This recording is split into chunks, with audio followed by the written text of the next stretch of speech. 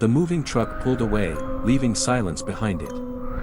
The sound of its engine faded down the street, and Ethan Cole stood alone in the driveway of his new home, a two-story craftsman house shaded by old oak trees and wrapped in early autumn light. He let the key turn slowly in his hand, savoring the feeling.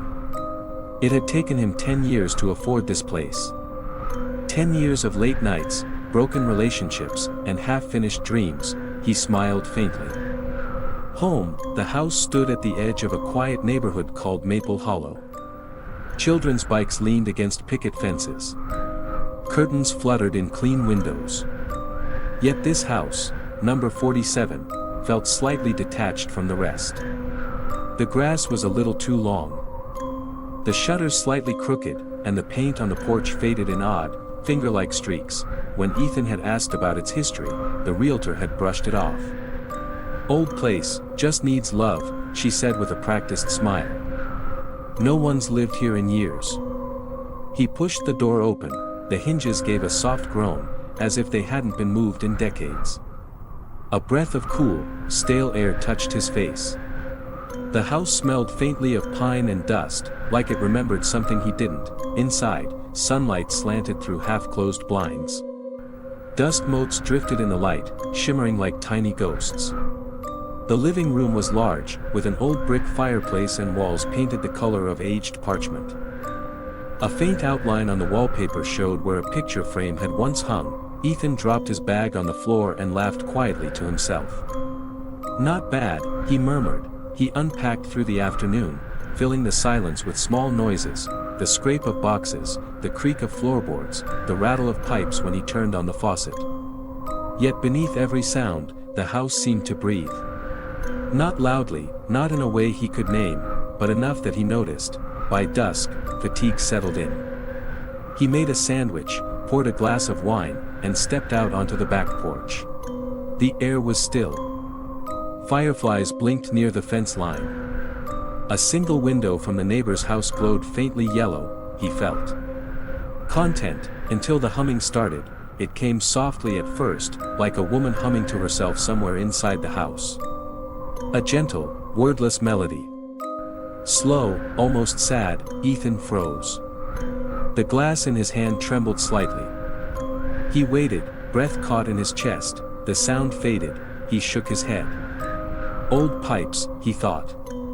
Maybe the wind, but when he went inside, he noticed something strange. The humming had stopped, but the air still carried a faint trace of lavender. He didn't own anything that smelled like lavender. That night, sleep came uneasily.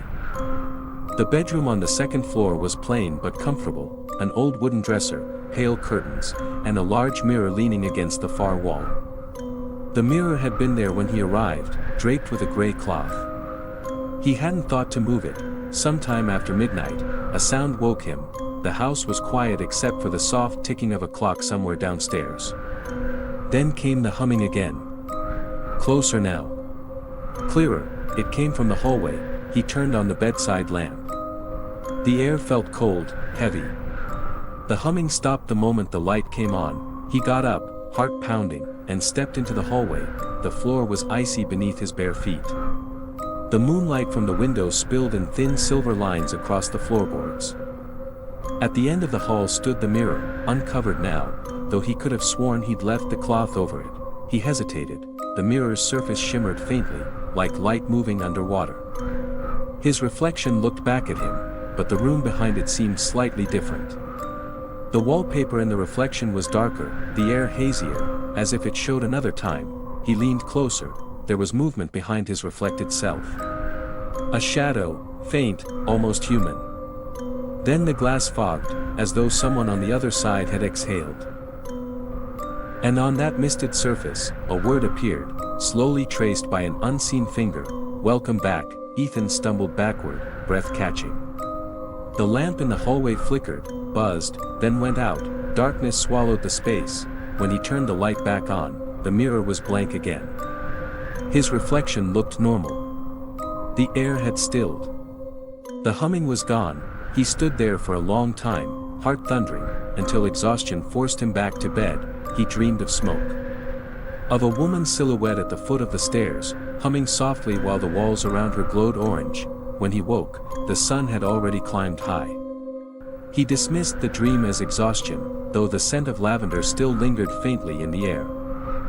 The days that followed passed quietly. Ethan tried to settle in, fixing a loose hinge here, unpacking books there. The house seemed to behave itself. He told himself it had all been stress, his mind playing tricks after the long move, but little things kept tugging at his attention. He'd find doors half open that he knew he'd closed. The old grandfather clock in the hallway would chime at odd hours, even though it wasn't wound.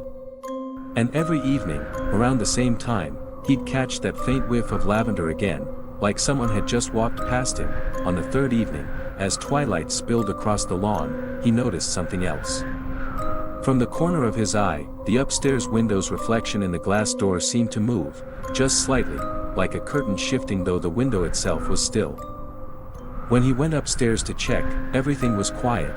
He almost turned away when he saw it, a handprint, faint and dusty, pressed against the mirror. Smaller than his own.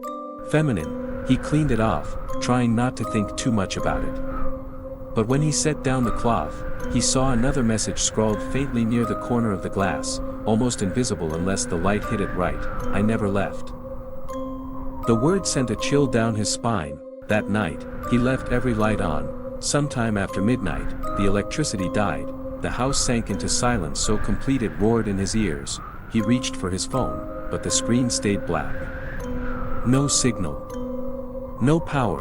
Then came the humming again, not from the hallway this time, but from downstairs. He followed it carefully, step by step, the sound growing clearer, softer, sadder.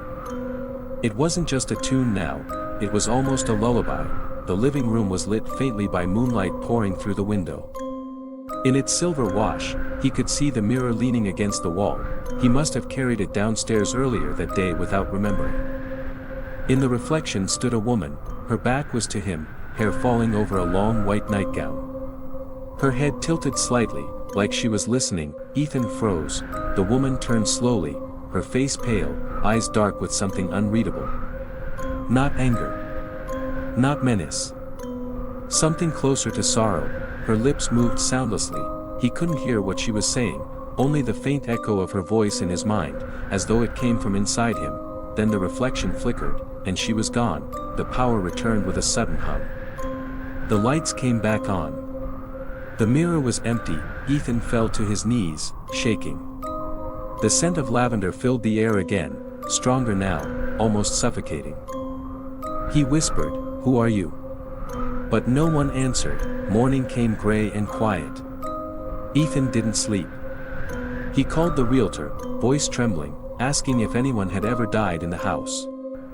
There was a pause on the line, a rustle of papers, and then the woman's polite tone cracked for just a moment. There was an accident, she said. A fire, years ago. Husband and wife. The records say they both died. Ethan stared at the mirror, his reflection pale and tired. He wanted to ask their names, but something in him already knew. When he finally did, the answer made the phone slip from his hand. Grace and Ethan Miller, the realtor said quietly. Why do you ask? The call disconnected. He looked back at the mirror. The surface had fogged again, and the same familiar hand was writing slowly across it. Welcome home, Ethan. If you enjoyed this story, don't forget to like, comment, and subscribe for more.